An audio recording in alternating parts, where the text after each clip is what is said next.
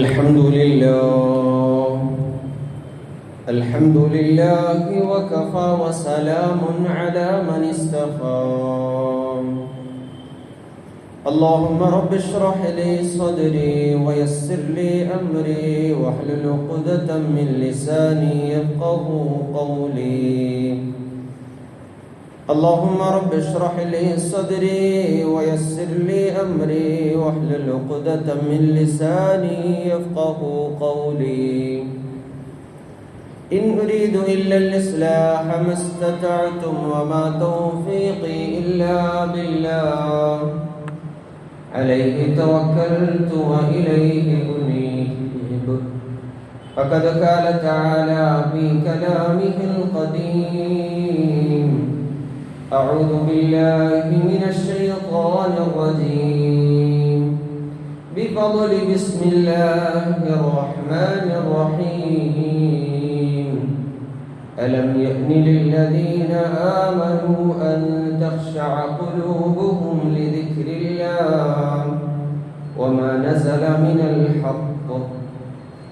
عن أبي هريرة رضي الله تعالى عنه أنه قال النبي صلى الله عليه وسلم: فقد قال النبي صلى الله عليه وسلم: اللهم إني أسألك خيرها وخير ما فيها وخير ما نعوذ بك وشرها وشر ما فيها وشر ما جبلتها عليه، أو كما قال عليه السلام. اللهم صل وسلم وبارك وتحنن على حبيبك سيدنا محمد صلى الله عليه وسلم الفاتح لما أغلق والخاتم لما سبق ناصر الحق بالحق الهادي إلى صراطك المستقيم صلى الله عليه وعلى آله وصحابه حق قدره العظيم ومقداره العظيم وعلى آله وصحبه وسلم وبارك أجمعين. പരിശുദ്ധനായ റബ്ബ് തആല നമ്മുടെ ഒരുമിച്ചുകൂടലിനെ നമ്മിൽ നിന്ന് അവൻ സ്വീകരിക്കുമാറാകട്ടെ. അല്ലാഹു തആല നമ്മുടെ ജീവിതങ്ങളിൽ സംഭവിച്ച മുഴുവൻ അപരാധങ്ങളും അവൻ്റെ മഹദ് ഫള് കൊണ്ട് ഔദാര്യം കൊണ്ട് അല്ലാഹു നമുക്കൊക്കെ മാപ്പാക്കി അനുഗ്രഹിക്കുമാറാകട്ടെ. മൺമറഞ്ഞ ഖബറിന്റെ ജീവിതം നയിക്കുന്ന മുഴുവൻ മുഅ്മിനീങ്ങൾ മുഅ്മിനാത്തുകൾ അല്ലാഹു തആല അവർക്കൊക്കെയും മഗ്ഫിറത്തും റഹ്മത്തും നസീബാക്കി അവരുടെ ഖബറുകളെ അല്ലാഹു തആല സന്തോഷത്തിലാക്കി കൊടുത്ത് അനുഗ്രഹിക്കുമാറാകട്ടെ. പ്രിയമുള്ള മുഅ്മിനീങ്ങളെ, വിശുദ്ധ ഖുർആനിന്റെ അനുഗ്രഹീതവും വളരെ ശ്രദ്ധേയവുമായ ഒരായത്തിലൂടെയാണ് നാം കടന്നുപോയത്.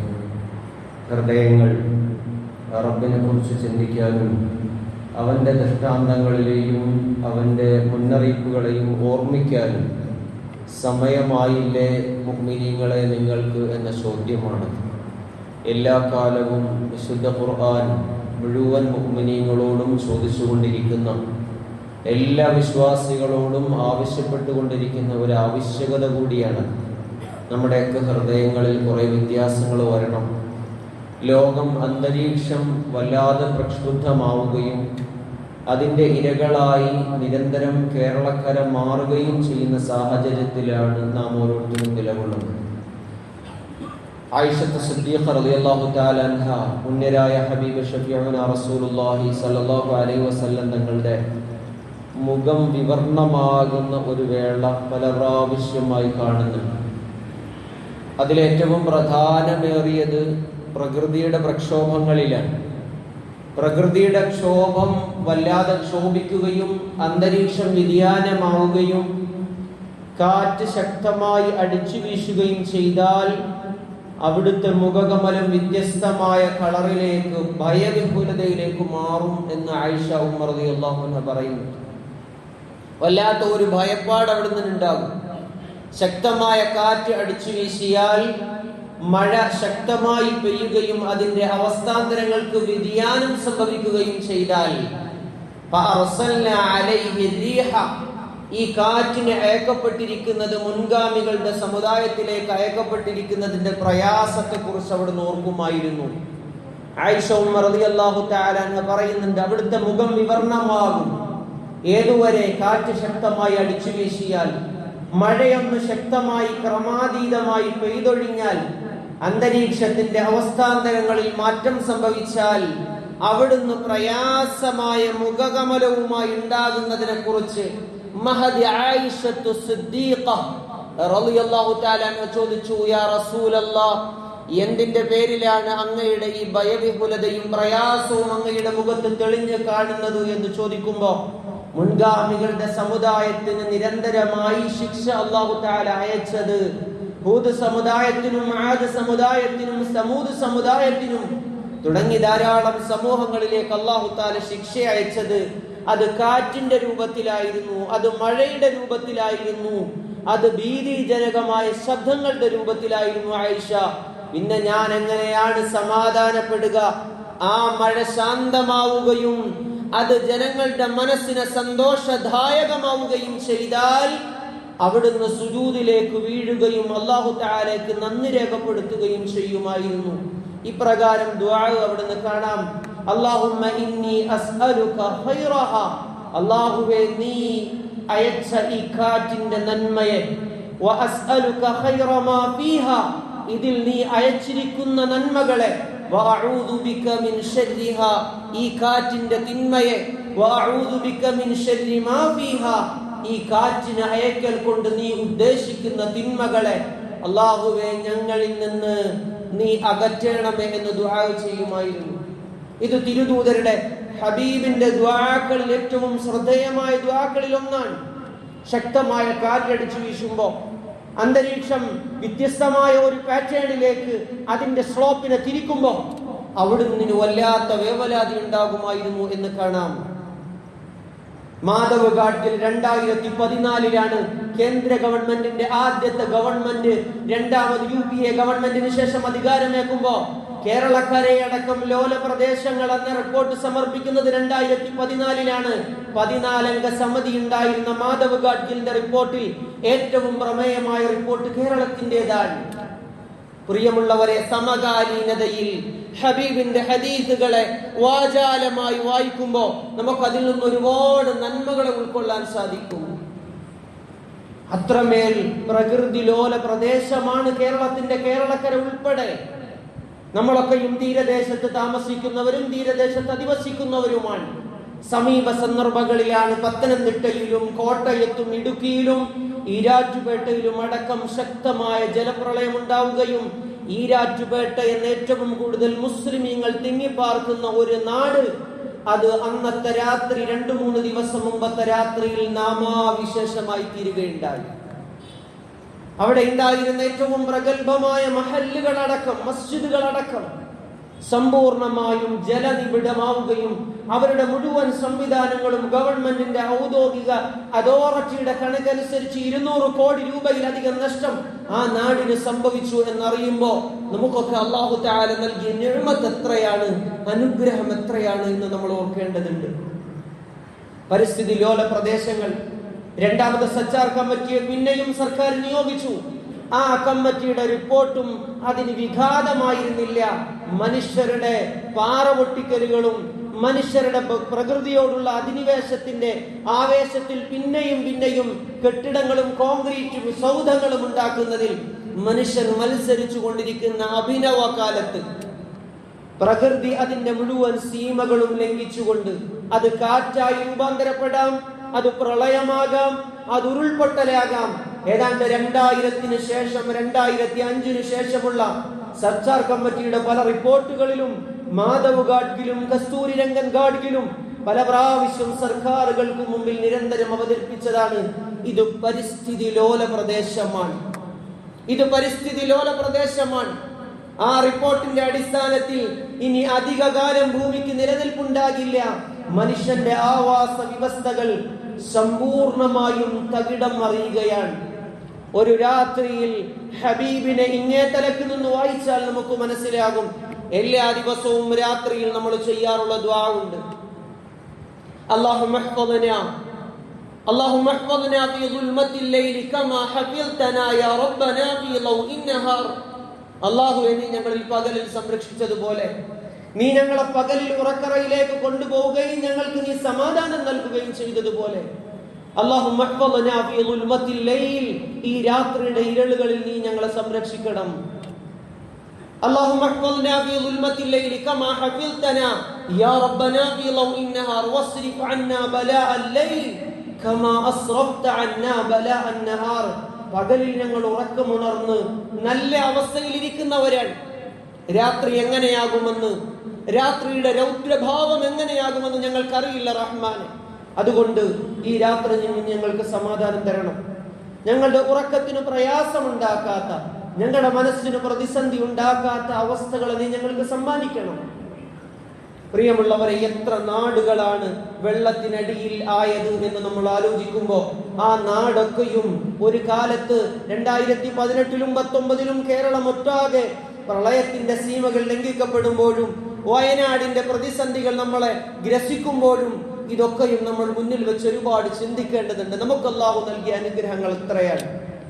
അവൻ നമ്മളെ ഓർമ്മിക്കുന്ന, ഓർമ്മപ്പെടുത്തുന്ന, നിരന്തരമായി നമ്മൾ ഓതേണ്ട ഒരായത്താണ് അലം യഅ്നി ലില്ലദീന ആമനു അൻ തഖ്ശഅ ഖുലൂബുഹും ലിദിക്രില്ലാഹ്. സഹാബത്ത് റളിയല്ലാഹു തആല അൻഹു ചില സന്തോഷവേളകൾ ഉണ്ടാവുകയും ഹബീബ് അത് കാണുകയും ചെയ്തപ്പോഴാണ് ഈ ആയത്ത് ഇറങ്ങിയത് എന്ന് മഹത്തുക്കൾ പറയുന്നുണ്ട്. നിങ്ങളുടെ ഹൃദയങ്ങൾക്ക് ഒരു പുനർവിചിന്തനത്തിന് സമയമായില്ലേ? റബ്ബിലേക്ക് ഒരു മടക്കത്തിന്, അവനിലേക്ക് നിരന്തരമായ ഇബാദത്തുകൾക്ക്. നിങ്ങളുടെ മരണവും നിങ്ങളുടെ പ്രകൃതിക്ഷോഭങ്ങൾ കൊണ്ട് നിങ്ങളുടെ അന്തരീക്ഷങ്ങളൊന്നും യഥാർത്ഥത്തിൽ സുരക്ഷിതമല്ല. പുതിയ അപ്ഡേറ്റ് ആയിട്ടുള്ള പഠനവും അതിന്റെ കണക്കുകൾ അനുസരിച്ചും ലോകത്തിന്റെ ഗതിവിഗതികളുടെ നിർണയവും അതിന്റെ മുഴുവൻ അവസ്ഥകളും മാറിയിരിക്കുകയാണ്. ഏതാണ്ട് ജൂലൈ അവസാനവും ആഗസ്റ്റിന്റെ പ്രാരംഭവും, അല്ലെങ്കിൽ ആഗസ്റ്റിന്റെ പകുതിയും അടുത്ത മാസത്തിന്റെ സെപ്റ്റംബറിന്റെ പ്രാരംഭവുമാണ് മിക്കപ്പോഴും വലിയ പ്രകൃതിക്ഷോഭങ്ങളും ഉരുൾപൊട്ടലുകളും ഉണ്ടാകുന്നത്. അതിലൊക്കെയും നമ്മളൊക്കെ സുരക്ഷിതരാണ്. നമ്മൾ തീരദേശ മേഖലയുടെ ആളുകളാണ്. 2002-ലും 2003-ലും ഈ നാടുകളെ കാർന്നു തിന്നുന്ന സുനാമി എന്നറിയപ്പെടുന്ന ഒരു പ്രകൃതിക്ഷോഭം ഉണ്ടാവുകയും ജനങ്ങളെ ധാരാളം മരിക്കുകയും ചെയ്തതാണ്. വയനാടിന്റെ ഉരുൾപൊട്ടലിൽ ഈ ലോകത്തെ മുഴുവൻ പിടിച്ചു കുലുക്കുമാറ് എത്ര കുടുംബങ്ങളാണ് നശിച്ചത്. മനുഷ്യന്റെ കയ്യേറ്റവും മനുഷ്യന്റെ ക്രമാതീതമായിട്ടുള്ള പ്രകൃതിയോടുള്ള ചൂഷണ മനോഭാവവും അത് വല്ലാതെ അങ്ങ് പെരുകിയപ്പോഴാണ് ലോകത്തിന്റെ നിലനിൽപ്പും അതിന്റെ തളാത്മകതയും അതിന്റെ ചരിത്രത്തിന്റെ സൗന്ദര്യവും ഭൂമി നശിപ്പിക്കപ്പെടാനുള്ള അവസ്ഥയിലേക്ക് പോകുന്നത്. അതുകൊണ്ട് നമ്മളൊക്കെയും നിരന്തരമായി ചിന്തിക്കേണ്ട വസ്തുതയാണിത്. ഈ പ്രകൃതിക്ഷോഭങ്ങളൊന്നും ഒരു കാലത്ത് പൊടുന്നനെ ഉണ്ടായതല്ല. മനുഷ്യരുടെ കൈകടത്തലുകളുടെ ലഹറൽ ഫസാദു ഫിൽ ബർരി വൽ ബഹ്രി ബിമാ കസബത് ഐദിൻ നാസ്, കരയിലും കടലിലും ഉണ്ടാകുന്ന മുഴുവൻ കുഴപ്പങ്ങളുടെയും മുഖ്യ ഹേതു മനുഷ്യരുടെ കൈകളുടെ പ്രവർത്തനമാണ് എന്ന് പറഞ്ഞത് 1400 സംവത്സരങ്ങൾക്ക് മുമ്പ് അനുഗ്രഹീതമായ ഖുർആനാണ്. അതുകൊണ്ട് നമ്മളൊക്കെയും നിരന്തരമായി ദുആ ചെയ്യേണ്ടതാണ്. നമ്മുടെ ഹൃദയങ്ങളൊക്കെ റബ്ബിലേക്ക് മടങ്ങേണ്ടതാണ്. അവനിലേക്ക് കരയേണ്ടതാണ്. അവനിലേക്ക് നമ്മുടെ ശിരസ്സുകളെ നിരന്തരമായി കുനിക്കേണ്ടതാണ്. കാരണം തിരുദൂതരുടെ ഈ നിവേദനങ്ങളൊക്കെയും നമുക്ക് കാണാം. അവിടുന്ന് ഏറ്റവും കൂടുതൽ ഭയപ്പെടുമായിരുന്നു ഒരു മഴ ശക്തിയായി പെയ്യുമ്പോൾ, ഒരു കാറ്റ് ശക്തിയായി അടിച്ചു വീശുമ്പോൾ അതിന്റെ ഹൈറിനെ അവിടുന്ന് തേടുമായിരുന്നു. ഈ നാടുകളൊക്കെ എത്രയോ പ്രതീക്ഷയിൽ ജീവിച്ച ജീവിതങ്ങളാണ്. അവരുടെ വർഷങ്ങളായിട്ടുള്ള സമ്പാദ്യങ്ങളും അതിന്റെ മുഴുവൻ അവസ്ഥകളും ഇല്ലാതെയായി. നമ്മുടെ സമീപ ജില്ലയായ ആലപ്പുഴ ജില്ല തന്നെ എന്തോ ഒരു പ്രയാസങ്ങളുടെ അവസ്ഥയിലാണ് നിലവിൽ നിന്നുകൊണ്ട് പോകുന്നത് എന്ന് നാം ഒന്ന് ചിന്തിച്ചാൽ മനസ്സിലാകും. അതുകൊണ്ട് ഈ നാടുകളൊക്കെ നശിപ്പിക്കാൻ, അല്ലെങ്കിൽ ഈ നാടുകളുടെയൊക്കെ അവസ്ഥ മാറി മറിയാൻ റബ്ബ് തആലയ്ക്ക് അധിക സമയം ഇതിന്റെ മേൽ വേണ്ടി വരില്ല. അതുകൊണ്ട് നമ്മളൊക്കെ ഉണരേണ്ടതുണ്ട് പ്രിയമുള്ളവരെ. നമ്മളൊക്കെ അല്ലാഹുവിലേക്ക് മടങ്ങേണ്ടതുണ്ട് പ്രിയമുള്ളവരെ. നമ്മുടെയൊക്കെ ഹൃദയങ്ങൾക്ക് ഒരു വ്യത്യാസം വരേണ്ടതുണ്ട് പ്രിയമുള്ളവരെ. കാരണം ഈ പ്രകൃതി എന്നും ഇങ്ങനെ തന്നെ നിലനിന്നു തരുമെന്നും ഇനി മുന്നോട്ട് ഇതിന് അധികകാലമില്ലെന്നും ഭൂമിയുടെ ചരമഗീതം എഴുതുന്നത് 1990-കൾക്ക് ശേഷമാണ്. ശമശീർഷകനായ കവി കുമാരനാശാൻ ഭൂമിക്ക് ഒരു ചരമഗീതം എന്ന രൂപത്തിൽ അദ്ദേഹം എഴുതുന്നത്. അന്ന് ഇത്രയും ക്ഷോഭങ്ങളോ പ്രകൃതിക്ഷോഭങ്ങളോ ഭൂമി ഒരു ഭാഗത്ത് നിന്ന് തുടങ്ങിയിട്ട് പോലുമില്ല. അക്കാലത്ത് അനുശ്രീയനായ കവി ഈ കാലഘട്ടത്തെ കണ്ടു എന്ന് നാം അനുമാനിക്കേണ്ടതുണ്ട്. കാരണം ഇങ്ങനെയുള്ള മുന്നോട്ട് പോക്കുകൾ, ചെറിയ ചെറിയ പാറമിടുക്കുകളുടെ നശിപ്പിക്കലുകൾ ഭൂമിയുടെ ആവാസ വ്യവസ്ഥക്കും അതിന്റെ ഉപയോഗത്തിനും, നമ്മുടെ ആവശ്യത്തിലധികമുള്ള പ്ലാസ്റ്റിക്കിന്റെ ഉപയോഗം തന്നെ ഏറ്റവും അപ്ഡേറ്റ് ആയിട്ടുള്ള കണക്കനുസരിച്ച് 500 വർഷം പ്രകൃതി അതിന്റെ മേൽ അശ്രാന്ത പരിശ്രമം ചെലുത്തിയാൽ മാത്രമേ ഒരു പ്ലാസ്റ്റിക് കൂടിനെ സമ്പൂർണമായും ഭൂമിയിൽ അലിയിച്ചു ചേർക്കാൻ പ്രകൃതിക്ക് സാധിക്കൂ എന്നതാണ് ഏറ്റവും പുതിയ പഠനങ്ങൾ, ടെക്നോളജികൾ നമ്മളോട് തെളിയിച്ചുകൊണ്ടിരിക്കുന്നത്. ശാസ്ത്ര സാങ്കേതിക വിദ്യകളിൽ, ശാസ്ത്ര സാങ്കേതിക ടെക്നോളജികളിൽ ആധുനിക വിസ്ഫോടനം തീർത്ത ആധുനിക മനുഷ്യന്റെ കാലം മുന്നോട്ടില്ല എന്ന് WHO ഹാർഡിനെ പോലെ സമശീർഷകരായ എഴുത്തുകാർ പലരും പറഞ്ഞു പോയതാണ്. ഇനി അധിക കാലം ഈ ഭൂമിക്ക് മുന്നോട്ടുണ്ടാവില്ല. സമീപകാലം കണ്ട ഐൻസ്റ്റീനെ പോലെ, സമീപകാലം കണ്ട പല പ്രകൃതിയിൽ ഏറ്റവും കൂടുതൽ പഠനം നടത്തിയ പല ഗവേഷകരും പറഞ്ഞത് ഈ ഭൂമിക്ക് അധിക കാലം നിലനിൽപ്പില്ല എന്നാണ്. സമീപകാലത്തൊക്കെ ഈ ഭൂമിയുടെ ലോകാവസാനത്തെ പ്രവചിച്ച എത്ര ചരിത്രകാരന്മാരാണ്.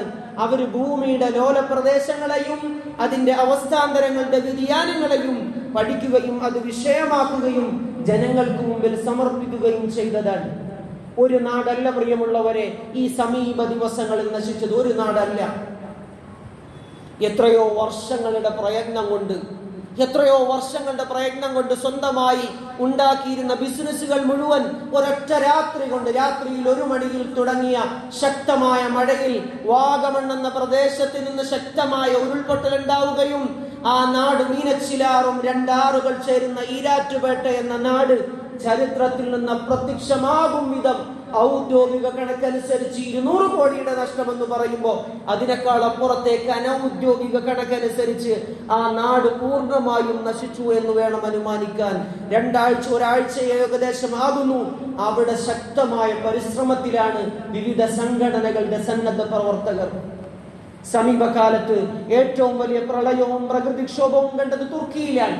32ലധികം ബിൽഡിങ്ങുകളുടെ ഉടമസ്ഥനായ ഒരു മനുഷ്യൻ ഒരൊറ്റ രാത്രിയുടെ ഇരുട്ടി വെളുക്കുമ്പോ പകലിൽ ജനങ്ങളുടെ മുമ്പിൽ ആ ഔദ്യോഗിക സംഘടനകൾ കൊടുക്കുന്ന റൊട്ടി കഷ്ണത്തിനു വേണ്ടി നിന്നത് 32ഓളം ബിൽഡിങ്ങുകൾ, അതും വിശാലമായ ബിൽഡിങ്ങുകളുള്ള ഒരു മനുഷ്യൻ പിറ്റേന്നത്തെ പ്രഭാതമാകുമ്പോ ഭക്ഷണത്തിനു വേണ്ടി റെസ്ക്യൂ ടീമുകളുടെ മുമ്പിൽ, ഭക്ഷണത്തിനു വേണ്ടി വിവിധ സംഘടനകളുടെ മുമ്പിൽ കൈനീട്ടുന്ന അവസ്ഥയും സമീപകാല ലോകം കണ്ടതാണ്.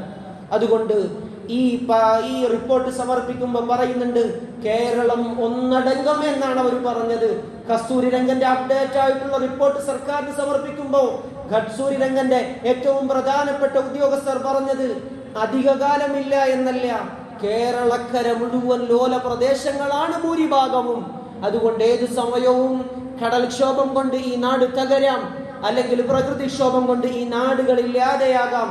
അതുകൊണ്ട് ഇവിടെയാണ് സമകാലീന കേരളത്തെ വായിക്കുമ്പോ ഹബീബ് മുഹമ്മദ് റസൂലുള്ളാഹി സ്വല്ലല്ലാഹു അലൈഹി വസല്ലം തങ്ങളുടെ ഈ ഓർമ്മപ്പെടുത്തലുകളെ നമ്മുടെ ഹൃദയങ്ങളെ കിടിലം കൊള്ളിക്കേണ്ടത്. അല്ലാഹുമ്മ ഇന്നി അസ്അലുക ഖൈറഹാ, നീ അയച്ചതിന്റെ ഖൈറിനെ, നീ അയച്ചതിന്റെ നന്മയെ, അതിലെ മുഴുവൻ സൗന്ദര്യത്തെ ഞാൻ നിന്നോട് ചോദിക്കുന്നു. അല്ലാഹുവേ, നീ അയച്ചതിന്റെ തിന്മയെ, അതിന്റെ പ്രയാസത്തെ, അതിന്റെ പരിണിത ഫലങ്ങളെ, അതിന്റെ പ്രതിസന്ധികളെ, അതിൽ നിന്ന് നിന്നോട് ഞാൻ കാവലിനെ തേടുന്നു. നിരന്തരം നമ്മൾ ചെയ്യേണ്ട ദുആയാണിത്. ഒരു മഴ പെയ്തൊഴിയുമ്പോ അത് മനസ്സിന് കുളിർമയാവുകയും അത് മനസ്സിനെ സന്തോഷിപ്പിക്കുകയും ചെയ്യേണ്ടതാണ് എന്ന ഹബീബിന്റെ വാക്കുകളും നമുക്ക് ചേർത്ത് വായിക്കാം. അത് ഖൈറാണെങ്കിലാണ്. മഴ ക്രമാതീതമായി പെയ്യുകയും ഡാമുകൾ നിറയുകയും ഡാമുകൾ അതിന്റെ പ്രകൃതിക്ഷോഭങ്ങളിലേക്ക് പോവുകയും ഈ ലോകത്തിന്റെ മുഴുവൻ നിലനിൽപ്പിന്റെ അവസ്ഥകളെ തകിടം മറിക്കുമാറ് അത് വല്ലാത്ത സീമകളെ ലംഘിക്കുകയും ചെയ്യുന്ന അവസ്ഥകളിലാണ് നമ്മളൊക്കെയും ഉള്ളത്. അതുകൊണ്ട് നിരന്തരമായി നമ്മുടെ ദുആകളിൽ ഉണ്ടാകണം. ആ പാവങ്ങളെ നമ്മുടെ ഖൽബ് കൊണ്ട് ചേർത്തു പിടിക്കണം. നമുക്ക് ഇത്തരത്തിലുള്ള പ്രകൃതിക്ഷോഭങ്ങൾ വരാതിരിക്കാൻ അല്ലാഹുവിനോട് നമ്മുടെ ഒറ്റയ്ക്കും കൂട്ടായുമുള്ള ദുആകളിൽ ഉണ്ടാകണം. നമ്മളൊക്കെയും മനുഷ്യരാണ് പ്രിയമുള്ളവരെ, ജീവജാലങ്ങളുള്ളവരാണ്. ജീവജാലങ്ങളുള്ള ഈ ഭൂമികയിലാണ് നമ്മളൊക്കെ നിലനിൽക്കുന്നത്. നമുക്ക് നിലനിൽക്കണമെങ്കിൽ ഈ ഭൂമിക ആവശ്യമാണ്. ഇനി വരുന്നൊരു തലമുറയ്ക്ക് ഇവിടെ വാസം സാധ്യമോ എന്ന് സമീപകാല എഴുത്തുകാരായ വള്ളത്തോളിനെ പോലെ ശമശീർഷകരായ കവികളെ നാം വായിക്കുന്നു. അത്ഭുതത്തോടു കൂടിയല്ലാതെ ഈ കാലത്തെ അവർ കണ്ടു എന്നാണ് നാം മനസ്സിലാക്കേണ്ടത്. അതുകൊണ്ട് പ്രിയമുള്ളവരെ, നമ്മുടെ നാടുകളിൽ നിന്ന് പ്ലാസ്റ്റിക്കിന്റെ നിർമ്മാർജ്ജനമടക്കം അതുപോലെ വേസ്റ്റിന്റെ പരിപൂർണമായിട്ടുള്ള അതിന്റെ സ്രോതസ്സുകളുടെ ഇല്ലായ്മകൾ എങ്ങനെ ചെയ്യണമെന്ന് ജനുവിനായിട്ടുള്ള പഠനങ്ങൾ നമ്മൾ തിരിയേണ്ടതുണ്ട്. കാരണം ഈ ഭൂമി നിലനിന്ന് കിട്ടണമെങ്കിൽ നമ്മുടെ ഒക്കെയും ആവശ്യകതയാണ്. അല്ലാഹു സൗഭാഗ്യം നൽകി അനുഗ്രഹിക്കുമാറാകട്ടെ. എല്ലാവിധ പ്രകൃതി